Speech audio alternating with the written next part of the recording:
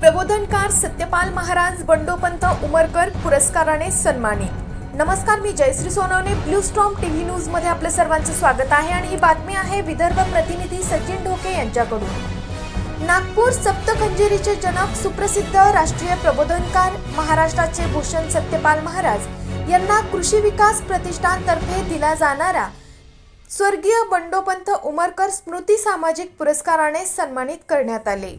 सत्यपाल महाराज आजच्या विज्ञान युगात सामाजिक जनजागृती व प्रबोधनाच्या माध्यमातून समाजातील अनिष्ट रूढी, अंधश्रद्धा निर्मूलन, वाईट व्यसनांपासून सुटका अशा अनेक घटकांवर महाराष्ट्र व देशभर सप्तखंजेरीच्या माध्यमातून प्रबोधनाचे कार्य करत असल्याचा सन्मान म्हणून नम्रपूर्वक सर्वानुमते दिनांक 12 ऑक्टोबर 2025 रविवारी थडीपवनी येथे कृषी विकास प्रतिष्ठान स्वर्गीय बंडोपंत उमरकर स्मृती सामाजिक कार्य पुरस्कार खासदार सुप्रिया सुळे यांच्या हस्ते देऊन सन्मानित करण्यात आले।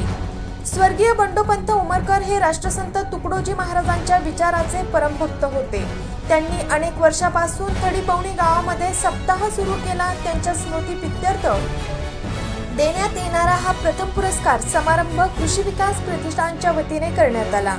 या कार्यक्रमाला राष्ट्रवादी काँग्रेस शरदचंद्र पवार पक्षाचे खासदार सुप्रियाताई सुळे, खासदार अमरजी काळे, माजी गृहमंत्री अनिलजी देशमुख, आमदार अभिजित वंजारी, माजी जिल्हा परिषद अध्यक्ष सुनीलजी देशमुख, शिवाजी शिक्षण संस्थेचे अध्यक्ष हर्षवर्धनजी देशमुख व तसेच थडीपवनी गाव पंचक्रोशीतील नागरिक मोठ्या संख्येने यावेळी उपस्थित होते।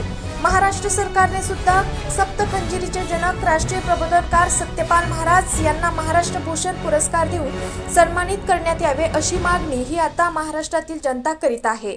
अशाच काही नवीन बातम्यांच्या अपडेट्ससाठी आपण पाहत रहा ब्लू स्टॉर्म टीव्ही न्यूज।